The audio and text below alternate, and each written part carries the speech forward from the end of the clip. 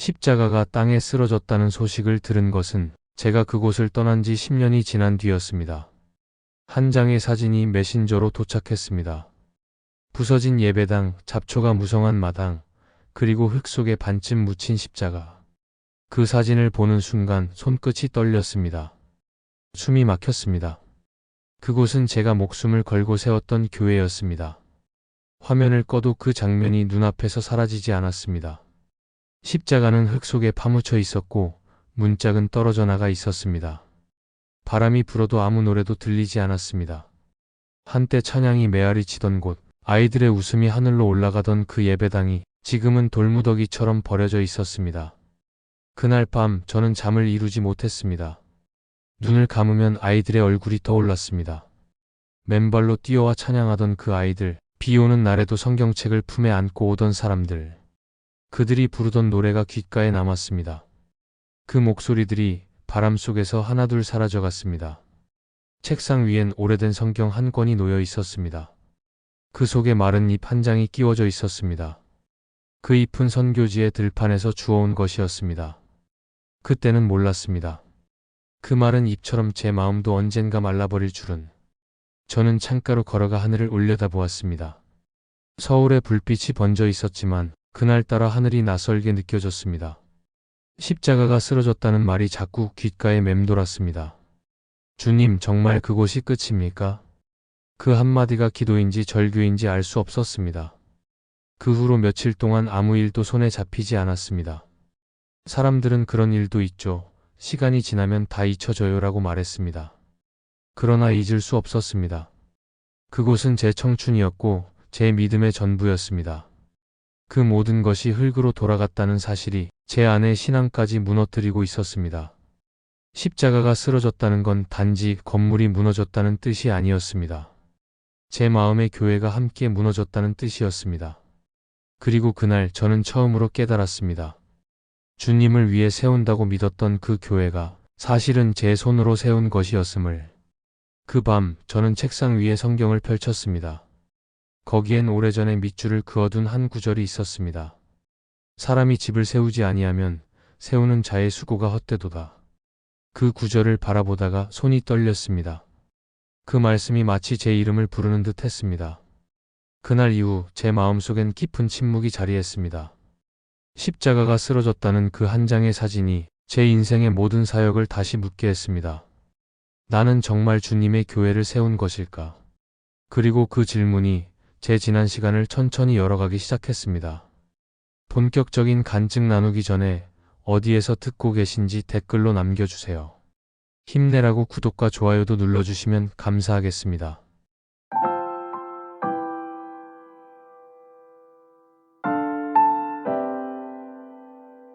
처음 그 땅에 발을 디딘 날 공기는 무겁고 뜨거웠습니다. 숨을 들이쉴 때마다 먼지가 목구멍으로 밀려들었고 하늘은 늘 잿빛이었습니다. 그곳은 동남아시아의 최빈국, 이름도 생소한 마을이었습니다. 아이들은 맨발로 거리를 뛰어다녔고 어른들은 삶에 지쳐 눈빛이 텅 비어 있었습니다. 그때 저는 믿었습니다. 이곳이 주님이 부르신 땅이다.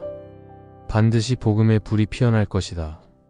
낡은 트렁크 하나, 성경 한 권, 그리고 번역되지 않은 말씀 몇 구절이 전부였습니다. 숙소라 불렀던 오두막은 지붕이 반쯤 뚫려 있었고 밤이면 도마뱀이 천장을 기어다녔습니다. 불빛은 없었습니다. 해가 지면 세상은 어둠에 잠겼습니다. 그러나 그 어둠 속에서도 제 마음은 불타올랐습니다. 이 땅을 향한 주님의 사랑이 내 안에 타오르고 있다고 믿었습니다. 마을 사람들에게 다가가는 일은 쉽지 않았습니다. 언어가 통하지 않았고 미소조차 오해로 받아들여졌습니다. 그들은 낯선 외국인을 경계했습니다. 아이들은 돌을 던졌고 어른들은 문을 닫았습니다. 그래도 저는 매일 그 마을을 돌았습니다. 성경을 품에 안고 아이들이 뛰어노는 논두렁을 따라 걸었습니다. 어느 날 한 소년이 조심스럽게 다가와 제 손을 잡았습니다. 그 손은 작고 더러웠지만 따뜻했습니다. 그 순간 알았습니다. 주님이 이 아이를 통해 문을 여시는구나. 그날 이후 마을에 몇몇 아이들이 모였습니다. 저는 그늘 아래에서 그림을 그리며 예수님 이야기를 들려주었습니다. 그들의 웃음 속에 희망이 자라났습니다. 나무 판자를 엮어 만든 작은 공간에 사람들이 모이기 시작했습니다. 그곳이 처음 세워진 예배당이었습니다. 비가 오면 천장에서 빗물이 떨어졌고 바람이 불면 벽이 흔들렸지만 그 안에는 기쁨이 있었습니다. 흙바닥 위에서 울려 퍼지던 찬양, 그 노래를 부르던 아이들의 목소리가 아직도 귓가에 남아 있습니다. 저는 매일 새벽마다 무릎을 꿇었습니다. 눈물이 흙바닥을 적셨고 그 자리를 믿음이라 불렀습니다. 주님, 이 교회를 세워주옵소서. 이 땅이 주님의 나라가 되게 하옵소서. 그 기도는 절박했습니다. 그때는 몰랐습니다. 그 기도 속에 제가 세운 교회라는 마음이 숨어 있었다는 것을. 몇 해가 흘렀습니다. 예배당은 점점 커졌고 사람들은 점점 많아졌습니다. 어느 날 현지의 관료가 찾아와 손을 내밀었습니다. 이런 모습이 저에겐 매우 달콤했습니다. 저는 웃으며 악수를 했지만 그 순간 마음속 어딘가가 흔들렸습니다. 나는 주님을 전하는가? 아니면 나 자신을 드러내고 있는가? 그 의문은 금세 묻혔습니다. 사람들은 저를 목사님이라 불렀고 후원금이 들어오기 시작했습니다. 도시에 있던 교회들도 주목했습니다. 사진 속에 저는 언제나 미소 짓고 있었습니다. 하지만 밤마다 느꼈습니다. 내 안의 불은 점점 희미해지고 있었다는 것을. 어느 날 마을에 큰 비가 내렸습니다. 지붕이 무너지고 예배당의 벽이 무너졌습니다. 성도들은 모여서 흙을 퍼냈고 저는 그 중심에서 외쳤습니다. 이건 시험입니다. 주님이 다시 세우실 것입니다. 그러나 그날 밤 저는 텅 빈 예배당 한가운데에 서 있었습니다. 빛이 없는 그 공간에서 제 그림자만이 벽에 흔들렸습니다. 그때 마음속에서 조용히 들려왔습니다. 이 교회는 내가 세운 것이냐, 내가 세운 것이냐. 그 질문 앞에서 아무 말도 할 수 없었습니다. 그때부터였습니다. 기도는 점점 짧아지고 설교는 점점 길어졌습니다. 주님 앞에 울던 시간은 줄어들고 사람들 앞에서 말하는 시간만 늘어갔습니다. 저는 열심히 사역했습니다. 그러나 어느 순간 그 열심은 믿음이 아닌 자랑이 되어 있었습니다. 하루하루가 숫자와 보고서로 채워졌고 예배는 행사가 되었습니다. 그때부터 교회는 서서히 금이 가기 시작했습니다. 밤마다 바람이 불면 예배당의 십자가가 흔들렸습니다. 그 흔들림이 제 마음 같았습니다. 이대로 괜찮을까? 그러나 저는 멈추지 않았습니다. 다시 사람을 모으고 더 큰 건물을 짓고 더 많은 후원을 요청했습니다. 그게 믿음이라고 생각했습니다. 그게 사명이라고 믿었습니다. 하지만 지금 돌아보면 그때의 저는 주님의 교회를 세운 게 아니라 제 이름의 성을 쌓고 있었습니다. 그해 여름 마을 아이 하나가 병으로 세상을 떠났습니다. 작은 관 앞에서 저는 아무 말도 할 수 없었습니다. 하나님, 왜 이 아이입니까? 그날 밤 저는 처음으로 믿음이 흔들렸습니다. 그리고 그때부터였습니다. 제가 세운 모든 것들이 서서히 무너져 내리기 시작한 것은 사람이 많아질수록 마음은 비워져 갔습니다. 예배당은 넓어졌고 십자가는 더 높이 세워졌지만 기도의 소리는 점점 희미해졌습니다. 저는 일과 보고 방문자와 사진 속에 묻혀 살았습니다. 성령의 불보다 후원자의 눈을 더 의식했습니다. 언제부턴가 주님이 일하신다는 고백 대신 우리가 해냈다는 말이 더 익숙해졌습니다. 그 시절의 교회는 활기로 가득했습니다. 주일마다 사람들이 모였고 도시의 단체들이 방문했습니다. 현지인 지도자들이 생겼고 그들 중 몇은 저를 아버지라 불렀습니다. 저는 그것을 은혜라 믿었습니다. 하지만 어느 순간부터 그들의 시선 속에 묘한 그림자가 깃들기 시작했습니다. 질투, 오해, 계산이 스며들었습니다. 하나님의 나라를 위해 함께 기도하던 입술이 서로를 의심하기 시작했습니다.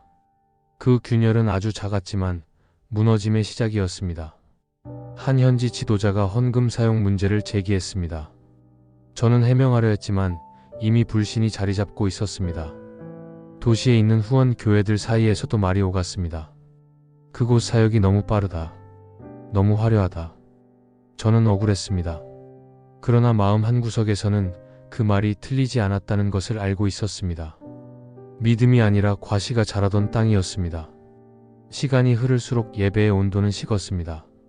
사람들은 모였지만 찬양은 공허했고 말씀은 더 이상 심장을 울리지 않았습니다. 그 안에서 저는 점점 지쳐갔습니다. 기도를 해도 응답은 없었고 말씀을 전해도 마음은 메말랐습니다. 밤이면 교회 마당에 앉아 스스로에게 묻곤 했습니다. 내가 여기에 왜 왔던가? 그 질문이 점점 더 무겁게 가슴에 내려앉았습니다. 그리고 결국 그날이 왔습니다. 한 지도자가 사람들을 모아 따로 예배를 드리기 시작했습니다. 저는 그들을 찾아가 설득했지만 이미 마음은 닫혀 있었습니다.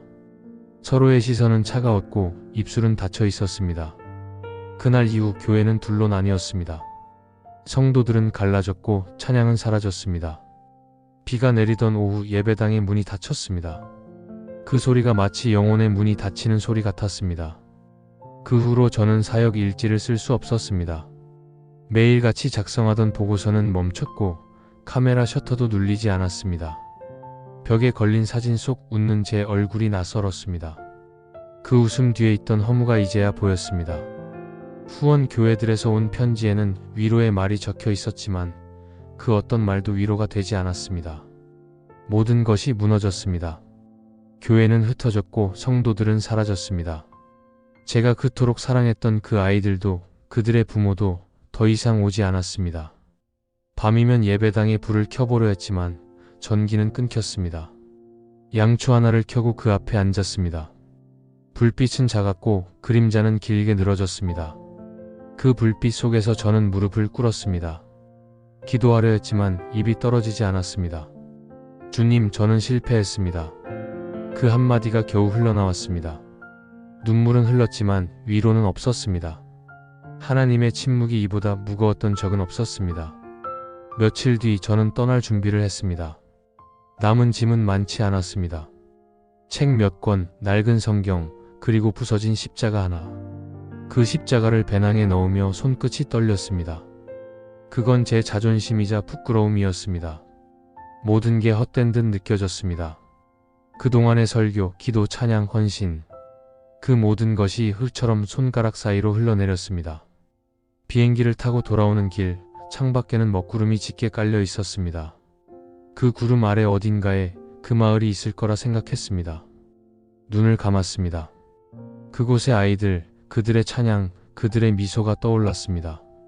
그리고 그 모든 것이 사라졌다는 사실이 다시금 심장을 저렸습니다. 그때 마음속에서 한 구절이 울렸습니다. 나는 심었고 아볼로는 물을 주었으되 오직 하나님께서 자라나게 하셨나니. 그 말씀은 위로가 아니라 칼날이었습니다. 저는 심었지만 자라게 한 이는 하나님이셨습니다. 그 단순한 진리를 사역의 열기 속에서 잊고 있었습니다. 한국으로 돌아온 뒤 저는 오랫동안 침묵 속에 살았습니다. 어떤 강단에도 서지 않았고 어떤 교회에도 자신을 소개하지 않았습니다. 선교사라는 이름이 더 이상 어울리지 않았습니다. 벽에 걸린 선교 지도는 먼지를 뒤집었었고 편지들은 서랍 속에 묻혔습니다. 세상은 계속 바쁘게 흘러갔지만 제 시간은 멈춰 있었습니다. 아무도 모르게 울었고 아무도 모르게 기도했습니다. 기도라고 부를 수 없을 만큼 짧고 불안한 속삭임이었습니다. 주님, 다시 시작할 수 있을까요? 그 질문에 대답은 없었습니다. 하지만 그 침묵이 제 마음의 가장 깊은 곳을 파고들었습니다. 그 침묵 속에서 저는 서서히 깨닫고 있었습니다. 하나님은 여전히 그 자리에 계셨다는 것을, 다만 제가 너무 멀리 돌아왔다는 것을. 세월이 흘렀습니다. 선교지에서 돌아온 지 어느덧 8해가 지났습니다. 사람들은 저를 잊었고 저도 스스로를 잊으며 살았습니다. 이름 대신 자원봉사자라는 호칭으로 불렸습니다. 작은 다문화 센터에서 외국인 노동자들에게 한국어를 가르치는 일이 제 일상이 되었습니다. 복음을 전한다는 생각조차 하지 않았습니다. 그저 낯선 나라에 온 그들이 외롭지 않기를 바랄 뿐이었습니다. 낯선 얼굴들과 다양한 언어 속에서 제 사역은 조용했습니다. 때로는 식당 뒤편에서 설거지를 돕고 때로는 공원에서 아이들과 놀아주었습니다. 한때는 세계를 변화시키겠다고 외쳤던 입술이 이제는 누군가의 이름을 정확히 발음하려 애쓰는 것으로 하루를 보냈습니다. 하지만 그 단순한 일상 속에서 마음 한구석이 조금씩 풀어지고 있었습니다. 사람을 세우는 일보다 마음을 듣는 일이 더 깊다는 것을 깨닫기 시작했습니다. 그러던 어느 날 센터 근처의 작은 식당에 들렀습니다. 낮은 천장, 기름 냄새, 익숙한 소음. 그날따라 손님이 많았고 젊은 외국인 직원이 바쁘게 움직이고 있었습니다. 그가 제게 물컵을 건네던 순간 낯선 떨림이 전해졌습니다. 어딘가 모르게 익숙한 눈빛이었습니다. 그는 순간 멈춰서서 저를 바라보았습니다. 시간이 멈춘 듯 했습니다. 그의 입술이 천천히 열렸습니다. 선생님, 혹시 저 기억 안 나세요? 그 목소리가 제 가슴을 파고들었습니다. 잊을 수 없는 억양, 잊을 수 없는 눈. 그는 바로 그 마을의 소년이었습니다. 맨발로 따라다니며 찬양을 배우던, 비 오는 날 제 손을 잡고 울던 그 아이. 저는 아무 말도 하지 못했습니다. 그저 그를 바라보다가 의자에 앉은 채 고개를 떨궜습니다. 눈물이 흘러내렸습니다. 그는 어색하게 웃으며 손에 쥔 수건으로 테이블을 닦았습니다. 그 손이 어린 시절 제 손을 잡던 그 손이었습니다. 식당이 한산해진 뒤 그는 조용히 제 맞은편에 앉았습니다. 한국말이 서툴었지만 마음은 분명했습니다. 그는 말했습니다. 저 지금도 예배드려요. 작은 모임이 있어요. 그때 선생님이 가르쳐준 노래 아직 불러요. 그 말에 숨이 막혔습니다. 그가 가리킨 휴대전화 속에는 작은 방에서 예배드리는 사람들의 영상이 있었습니다. 익숙한 멜로디가 흘러나왔습니다. 예수 사랑하심은 거룩하신 말일세. 그때 제 안에서 꺼져가던 불이 다시 타올랐습니다. 무너졌다고 믿었던 교회는 무너지지 않았던 것입니다. 그들은 여전히 그 이름으로 노래하고 있었습니다. 그는 말을 이었습니다. 매주 모여요. 5명, 6명, 때로는 10명. 성경도 읽고 기도도 해요. 그때 선생님이 우리에게 알려준 말씀 아직 기억해요. 그 순간 제 시야가 흐려졌습니다. 주님은 아무 말씀도 없으셨던 것이 아니라 그 말씀을 이 아이들의 마음에 새기고 계셨던 것이었습니다. 식당 불빛 아래서 저는 손을 모았습니다. 그 순간이 예배였습니다. 이 방의 땅, 식당 한켠에서 들려오는 주방 소리 속에서도 주님의 임재가 느껴졌습니다. 십자가가 부서졌던 그 땅의 신음이 이 한국의 작은 식탁 위에서 다시 살아나고 있었습니다. 그 청년은 말했습니다. 저 한국에서 일 마치면 다시 돌아가요. 그때는 제가 선생님처럼 전할 거예요. 그 말에 심장이 떨렸습니다. 주님은 실패를 통해 씨를 뿌리셨고 그 씨는 제가 알지 못하는 동안 자라나고 있었습니다. 헤어지는 길목에서 그는 손을 내밀었습니다. 그 손바닥에 굳은 살이 박혀 있었습니다. 저는 그 손을 꼭 잡았습니다. 그 손 안에는 세월이 있었고 복음이 있었습니다. 어떤 말도 필요하지 않았습니다. 그날의 침묵은 더 이상 아픔이 아니라 감사였습니다. 밤에 집으로 돌아오는 길, 눈물이 흘렀습니다. 길가에 가로등 불빛이 번져 보였습니다. 주님, 교회는 사라지지 않았습니다. 저는 떠났지만 주님은 그 자리에 남아 계셨습니다. 그 고백이 제 안에서 울려 퍼졌습니다. 그날 이후 제 마음에 폐허였던 예배당이 다시 세워지기 시작했습니다. 벽돌로가 아니라 눈물과 감사로, 무너진 건물이 아니라 다시 살아난 믿음으로. 그날 이후 마음 한켠에서 오래 잠들어 있던 십자가가 다시 깨어났습니다. 그 청년의 얼굴이 떠오를 때마다 눈물이 났습니다. 그 아이의 미소 속에서 주님의 얼굴을 보았습니다. 주님은 그 땅을 떠나지 않으셨습니다. 제가 떠난 것입니다. 세월이 제 머리를 희게 만들었습니다. 이제는 거울 속 제 모습이 낯설었습니다. 그러나 주님 앞에 설 때마다 마음은 다시 젊어졌습니다. 처음 부르심을 받던 그날처럼 두려움과 기쁨이 함께 밀려왔습니다. 얼마 뒤 저는 낡은 트렁크를 열었습니다. 그 안에는 아직도 그때의 흙먼지가 묻어 있었습니다. 그 속에서 부서진 십자가 하나가 나왔습니다. 녹슨 못 휘어진 나무. 그것이 제 사역의 상징이라고 생각했던 적이 있습니다. 하지만 이제는 압니다. 그건 실패의 증거가 아니라 주님의 손길이었습니다. 주님은 그것을 부숴서 제 마음 안에 새로 세우셨습니다. 저는 다시 그 십자가를 들고 작은 교회의 마당으로 갔습니다. 바람이 불었고 하늘은 맑았습니다. 그날따라 흙냄새가 진하게 났습니다. 저는 십자가를 땅에 꽂았습니다. 손끝이 떨렸지만 마음은 평안했습니다. 그 순간 알았습니다. 이건 예전처럼 교회를 세우는 행위가 아니라 제 마음을 주님께 드리는 예배였습니다. 멀리서 종소리가 울렸습니다. 새벽을 깨우는 소리처럼 잔잔하게 퍼졌습니다. 저는 눈을 감았습니다. 그 소리가 부서진 예배당의 종소리와 겹쳐 들렸습니다. 한때는 그 종소리가 끝이라고 믿었습니다.